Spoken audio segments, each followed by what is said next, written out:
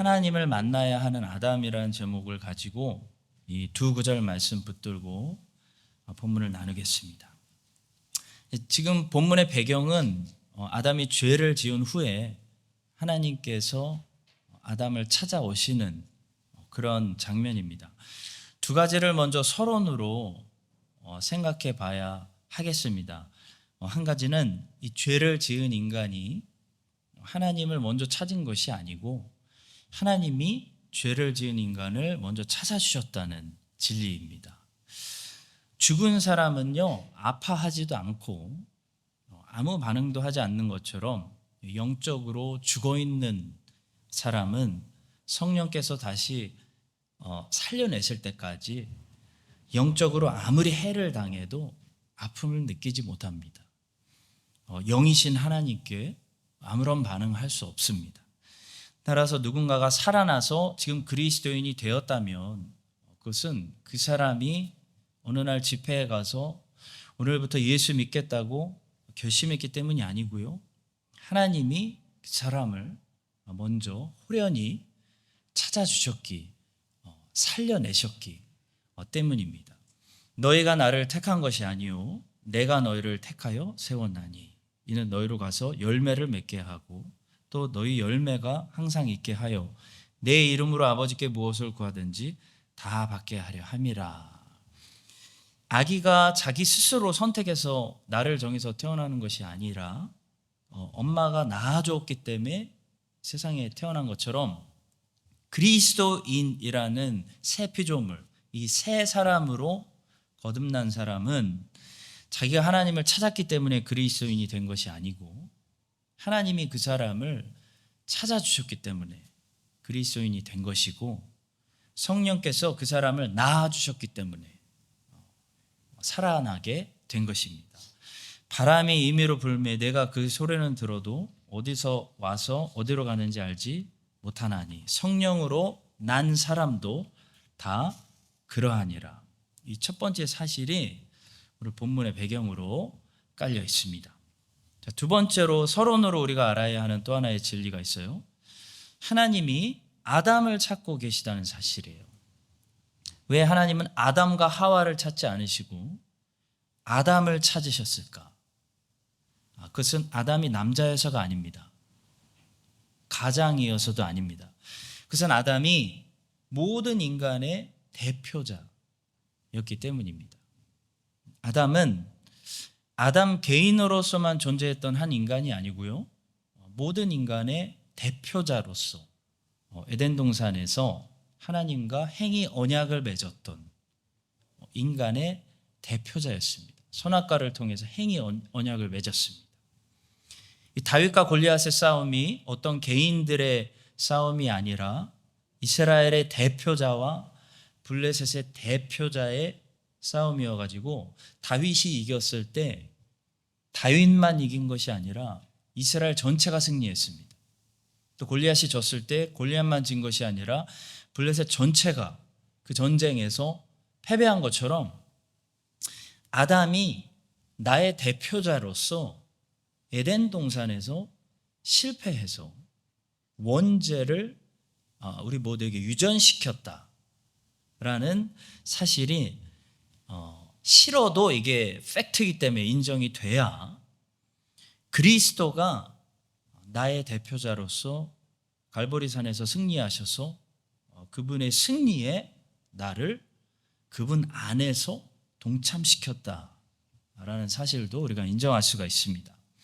한 사람이 순종하지 아니함으로 많은 사람이 죄 있는 것 같이 한 사람의 순종하심으로 많은 사람이 의인이 되리라.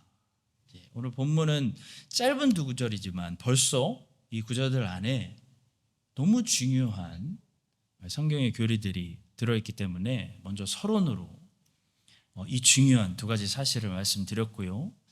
본론으로 들어가서 오늘 본문을 통해 주시는 말씀 두 가지를 나누도록 하겠습니다. 먼저 첫 번째로 하나님께서 아담에게 네가 어디 있느냐라고 물으셨다는 사실에 주목해요. 네가 어디 있느냐? 왜 이렇게 말씀하셨을까요? 이게 무슨 의미의 말씀이었을까요? 본문 9절을 보시겠습니다. 여호와 하나님이 아담을 부르시며 그에게 이르시되 내가 어디 있느냐. 수많은 말들 중에 하나님은 왜 내가 어디 있느냐 이렇게 말씀하시면서 오셨을까요? 하나님께서 여기서 아담에게 내가 어디 있느냐라고 물으신 질문의 의미를 파악하는 것이 중요합니다. 이 질문은 아담이 어떤 장소에 있는지를 물으신 것이 아니고 아담이 어떤 처지에 있는지를 물으신 겁니다. 어떤 컨디션에 있는지를 물으신 질문이에요. 하나님은 모든 사람들이 어디에 있는지 다 알고 계세요. 우리가 바다 깊은 곳에 숨어도 하나님은 아십니다. 옴니션스 하나님, 전지하신 하나님, 하나님 다 알아요. 옴니프레젠트 하나님, 어디나 계신 하나님 다 아세요. 아담이 동산 어디에 숨었는지 모르셔서 이렇게 말씀하신 것이 아니고 아담이 죄를 짓고 어떤 처지가 되었는지 그의 상태를 물으신 거예요. 아담에게 보여주시는 거예요. 너의 상태를 봐라. 이런 말씀이에요. 성도 여러분, 우리가 죄를 지으면요, 장소가 바뀌는 것이 아니라 처지가 바뀝니다. 우리의 상태가 변합니다. 왜냐하면 하나님과의 관계에 어떤 변화가 일어나기 때문이에요. 그래서 우리의 상태가 변해요. 우리에게는 장소보다 상태가 훨씬 더 중요하고 처지가 중요하고 컨디션이 중요한데요. 사람들이 이 사실을 몰라요. 그래서 처지를 보지 못하고 자꾸 장소를 봐요. 그리고 장소를 바꾸면 행복해질 거라고 생각합니다. 장소는 뭐죠? 물질적인 거예요. 우리의 몸이 살고 있는 육체가 속한 영역이에요. 예를 들어 직업이 우리의 장소입니다. 직분이 우리의 장소입니다. 집이 우리의 장소입니다. 도시, 나라가 우리의 장소입니다. 내 주변에 있는 세팅되어 있는 현재 이 사람들이 나의 장소입니다. 우리는 인생에 빨간불이 들어오고 갑자기 고통이 느껴지면 장소에 문제가 있다고 생각해요. 그래서 장소에 주목합니다. 그리고 장소를 바꿀 수만 있다면, 새롭게 세팅할 수만 있다면 친구들을 바꾸고 학교를 옮기고 이민 가고 직업을 바꾸죠. 그런 문제가 해결될 거라고 생각해요. 그런데 신기하죠. 장소를 바꿨는데 빨간불이 초록불로 바뀌질 않아요.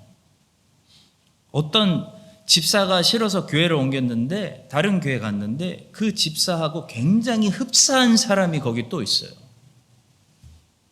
상사의 말투가 싫어서 직장을 옮겼는데 새로운 상사 안에서도 새로운 문제를 발견하게 됩니다. 빨간불이 꺼지지를 않습니다. 뭐가 문제일까요? 뭐가 문제일까요? 장소의 문제가 아니라는 거예요. 처지의 문제입니다. 상태의 문제입니다. 컨디션의 문제입니다.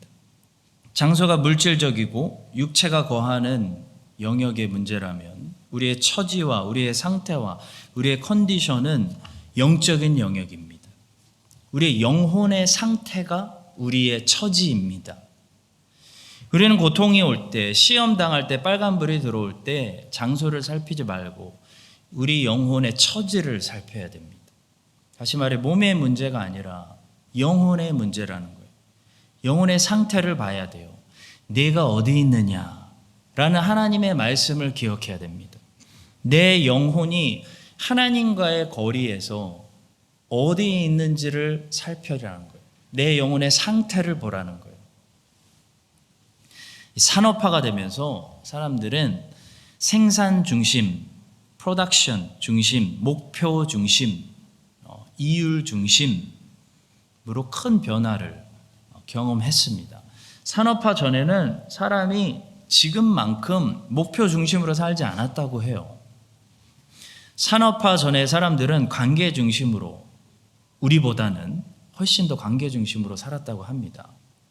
근데 놀랍게도 성경에서 말하는 이 건강한 상태의 인간은 하나님을 사랑하고 이웃을 사랑하는 이 건강한 관계를 가지고 있는 사람이라고 말해요. 성경은 이 계명을 인간의 대계명, the greatest commandment, 대계명으로 제시하죠. 하나님을 사랑하고 이웃을 사랑하라는 것은 건강한 관계를 가지고 있는 어떤 한 인간의 영혼의 상태를, 최고의 상태를 말하는 거죠.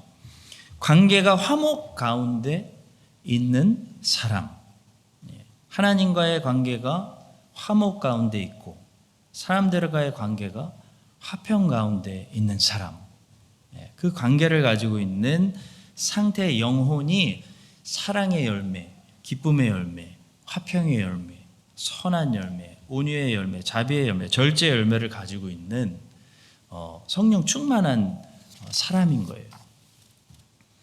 성경은 우리에게 관계 중심으로 세상을 한번 바라보고 인생을 바라보고 하나님의 눈으로 세상을 바라보면 너희들이 지금 세상을 바라보고 있는 것과 세상이 완전히 다르게 보인다는 놀라운 하나님의 관점을, 성경은 하나님의 관점이죠. 하나님의 관점을 우리에게 보여주고 있어요. 우리는 성경에서 이게 하나님의 관점이고 우리의 관점이 아니기 때문에 굉장히 비효율적이고 비이율적인 이야기들을 많이 듣게 돼요. 예를 들어 99마리의 양들은 생산 중심으로 보면 한 마리의 양보다 훨씬 더 높은 가치가 있는 거예요. No doubt. 100%예요, 100%. 99마리의 양들을 잘 지키면요, 새끼는 또 태어나게 되어 있어요. 금방 100마리 돼요. 생산적인 관점으로 보면 이 한 마리의 잃어버린 양을 찾기 위해서 시간을 써서 99마리의 양들을 내버려 두고 목자가 자리를 비운다? 이거 굉장히 비효율적인 일이고 큰일 날 일입니다. 이 한 마리 찾으려다가 99마리 도둑 맞을 수도 있는 상황이에요. 말이 안 되는 이야기예요. 생산 중심의 사람, 목표 중심의 사람, 이율 중심의 사람, 산업화된 사람의 관점에서 보면 있을 수 없는 이야기예요. 그런데 관계 중심으로 보면요, 하나님의 눈으로 보면 이야기는 완전히 달라집니다. 목자가 왜 99마리를 잃어버리는 한이 있어도 이 한 마리를 포기하지 못할까요?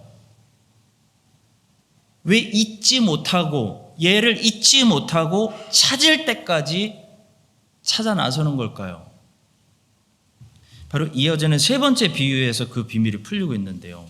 이 잃어버린 한 마리의 양의 비유가 가리키고 있는 이 존재가 사실 양이 아니라 아들이기 때문이에요. 아들이기 때문이에요.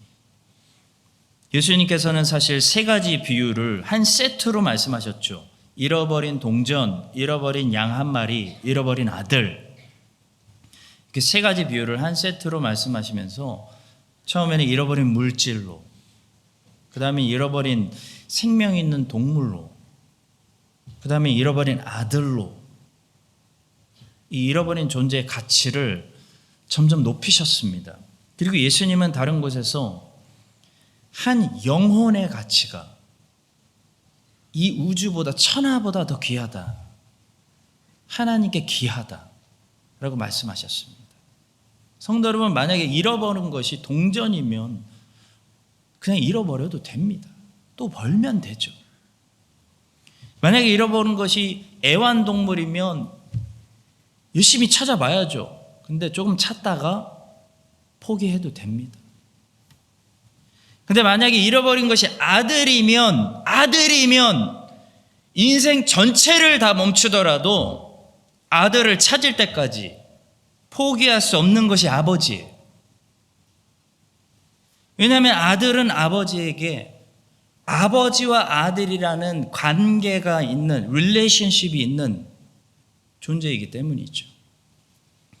하나님께서 하나님의 형상으로 만드신 영혼을 대하실 때도 마찬가지예요. 하나님은 온 우주의 운행을 멈추시더라도 잃어버린 자녀 영혼을 찾으시는 거예요. 이것이 관계 중심으로 세상을 바라보는 하나님의 관점이죠. 성경의 가르침이죠. 여러분, 인류의 아담 한 명만 잃어버렸어도 하나님은 예수 그리스도를 십자가로 보내셨을 거예요.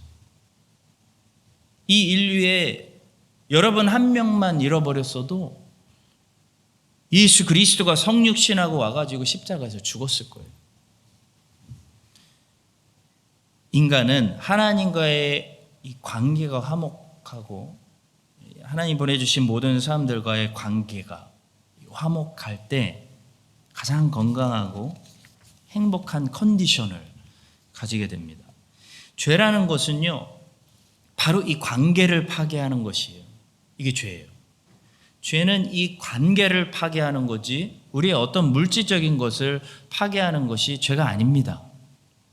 죄를 지면 우리가 불안해지고 불행해지고 기쁨을 빼앗기게 되는 것은 당장 돈이 손에 나서가 아니에요. 당장 직업을 잃어버려서도 아닙니다. 죄 진다고 당장 직업 잃어버리진 않아요. 근데 죄를 지면 왜 즉시 불행해집니까?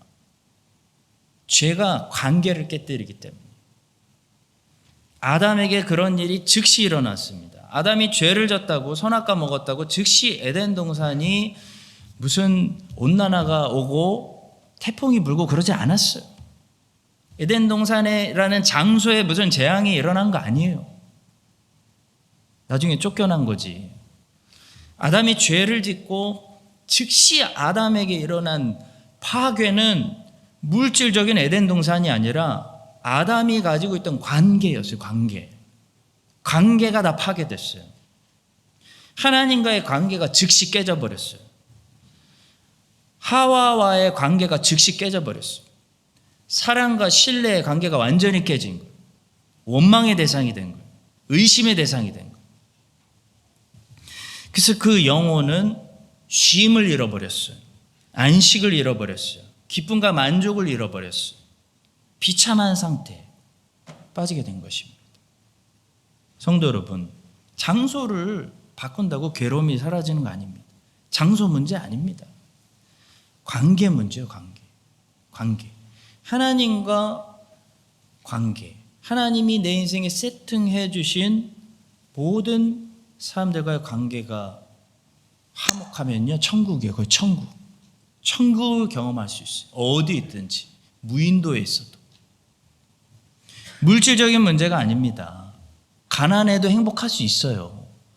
부자여도 되게 불행할 수 있어요. 영적인 문제입니다. 영적인 문제. 장소의 문제가 아니라 우리 영혼의 처지의 문제예요. 우리 영혼의 처지. 내 지금 현재 영혼의 컨디션. 우리의 행복과 기쁨과 그게 우리의 행복과 기쁨과 평화를 맛보게 해주거나 그 맛을 잃게 하는 것입니다. 여러분과 제가 이 사실을 기억하고요. 오늘 하나님 주시는 우리 각 사람에게 주시는 말씀이 이거예요. 네가 어디 있느냐? 오늘 내 처지가 어떠하냐? 요즘 내 영혼의 상태는 어떠하냐? 요즘 너의 관계는 어떠하냐? 아담아, 내가 어디 있느냐? 너 요즘 나와 얼마나 머니? 얼마나 가깝니? 너 어디 있니?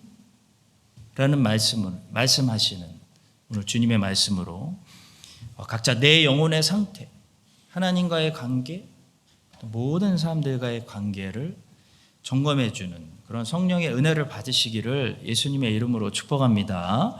두 번째로 하나님께 나아갈 때는 벌거벗으면 두려움을 느끼게 된다는 사실을 보게 됩니다. 본문 10절을 보시겠어요? 이르되 내가 동산에서 하나님의 소리를 듣고 내가 벗었으므로 두려워하여 숨었나이다. 아담이 하나님의 소리를 들었어요. 이 말은 아담이 이제 하나님을 만나야 된다라는 사실을 알았다는 거예요. 하나님이 아담을 부르시는 거예요. 만나자고. 그래서 이제 하나님 만나야 되는데 아담이 두려워했다는 거예요. 왜냐? 그 이유가 정확히 나와 있어요. 벗었기 때문에 하나님과 만나기가 두렵다는 거예요.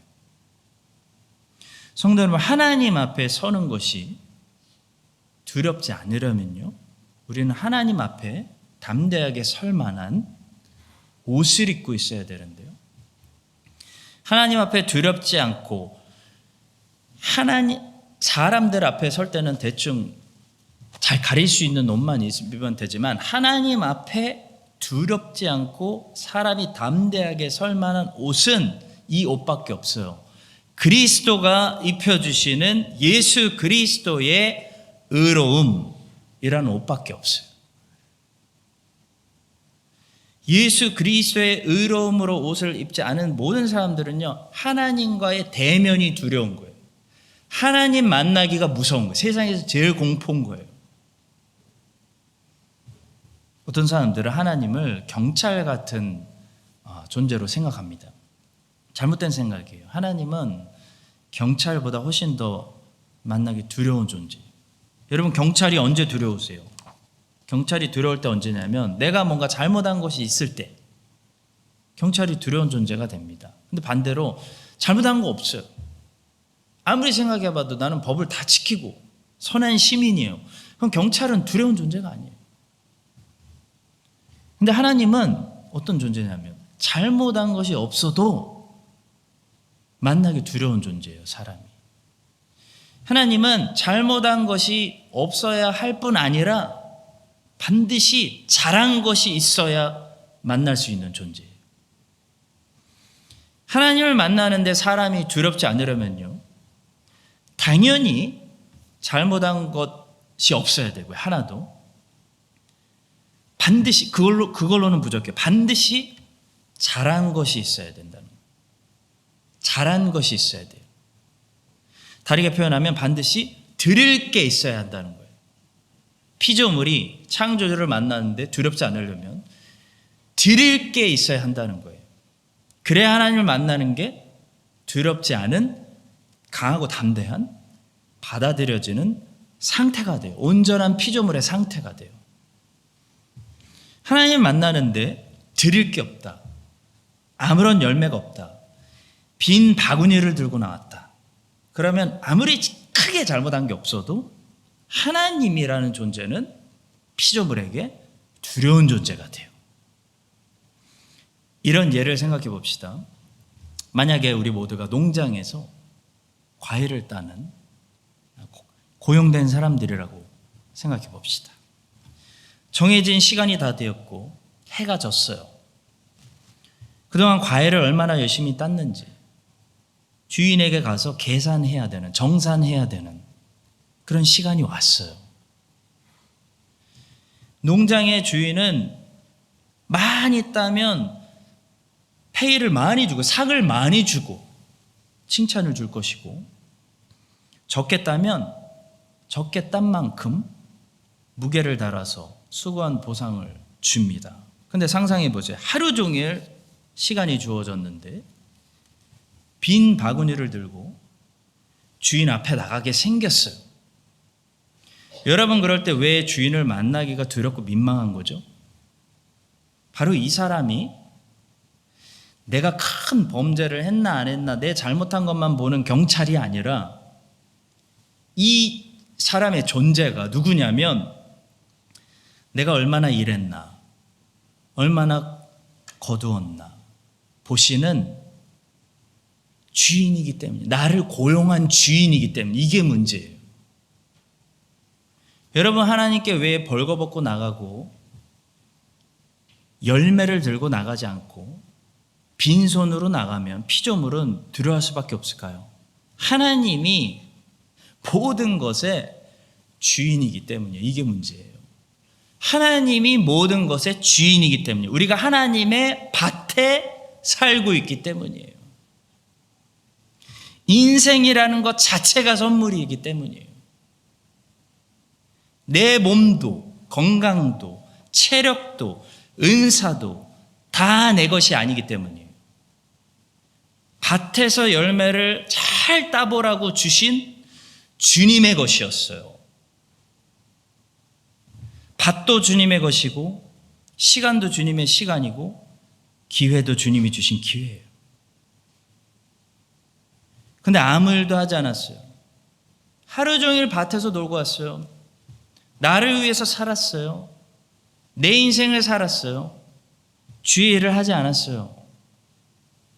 그리고 빈 바구니를 들고 가가지고 한 달란트 묻어두었던 종하고 이제 똑같이 말하려니까 어떤 느낌이 드는 거예요? 두려운 거예요. 주인을 만나기가 두려운 거예요. 옆에 종들은 많은 열매들을 바구니에 담아서 주인하고 정산하고 있는데 나는 아무것도 드릴 것이 없기 때문에 많이 받았던 것 같은데 많이 받은 주신 자에게 더 많이 요구하신다 그랬는데 아담이 벌거벗은 것처럼 하나님 만나기 두려운 거예요. 드릴 게 없는 거예요. 하나님을 만날 때 우리 모든 정산해야 되는 피조물입니다. 성도 여러분, 예수님이 이 땅에서 이루어 주신 사역은 우리에게 한 가지를 주신 것이 아니고 우리에게 두 가지를 주신 거예요. 크게 보면 하나는 죽음을 통해서 주신 은혜고 하나는 삶을 통해 주신 은혜예요. 예수님은 그분의 죽음을 통해 먼저 뭘 주셨냐면 우리에게 죄 사함이라는 탕감의 은혜를 주셨죠. 그게 다가 아니었어요. 예수님은 자기의 삶을 통해 우리에게 의로움이라는 자기의 의로움이라는 은혜를 전가시킨 거예요. 두 가지를 주셨어요. 여러분, 죄 사함만 가지고는 아무도 하나님 앞에 설 수가 없습니다. 죄 사함만 받고 마이너스 통장이 제로가 되었을 때 우리는 이네센트한 상태라고 해서 하나님 앞에 담대히 못 나가요. 왜냐하면 우리는 반드시 이분 앞에 나아갈 때는 드릴 게 있어야 되는 피조물이에요. 나무가 열매를 맺지 않으면 뿌리에 도끼가 이미 되어 있어서 잘라내는 수밖에 없는 거예요. 하나님의 영광을 찬송하기 위해서 만들어진 피조물이 고장나지 않았다고, 탈선하지 않았다고 자라고 있는 게 아니에요. 하나님께 영광의 찬송을 많이 드리고 있어야 자라고 있는 거예요. 드릴 게 있어야 되고, 그래서 예수님은 먼저 우리의 죄 문제를 해결해 주시기 위해서 우리의 엄청난 만달란트, 갚을 수 없는 마이너스, 이 마이너스를 자신의 죽음으로 탕감해 주셔서 제로로 만드신 다음에 그 다음에 우리가 마땅히 살았어야 한 그러나 살지 못했던 그 모든 율법에 완전하게 순종하시는 완전한 삶을 본인이 33년 동안 직접 사심으로 그 의로움을 우리에게 전가시켜서 예수님의 의로움을 옷 입고 우리가 플러스가 된 상태에서 하나님 앞에 담대히 설 수 있도록, 하나님께 이제부터 나아갈 수 있도록 그 의로움을 주시는 은혜까지, 거기까지 예수님이 하신 거예요. 사랑하는 성도 여러분, 근데 문제는 거기서 멈추면 안 돼. 거기서 끝난 게 아니에요. 하나님은 기대하세요. 그런 그리스도인들을 향해서 성경은 계속 말씀합니다. 그 예수 그리스도의 의로움이 이제 성령께서 너희들 안에서 맺어주시는 너희들의 의로움으로 연결이 돼야 된다. 그리스도께서 죽음으로 너희들의 마이너스 통장을 제로로 만드시고 그리스도께서 본인의 의로움으로 너희들의 통장에 상당한 크레딧을 주셨다면 이제 너희들이 성령의 도움을 받아서 하나님의 뜻에 순종함으로 많은 열매를 맺어 하나님께 들고 갈 것들이 있어야 된다. 성화의 열매들 많이 내가 기대할 거다 라고 말씀하시는 거예요.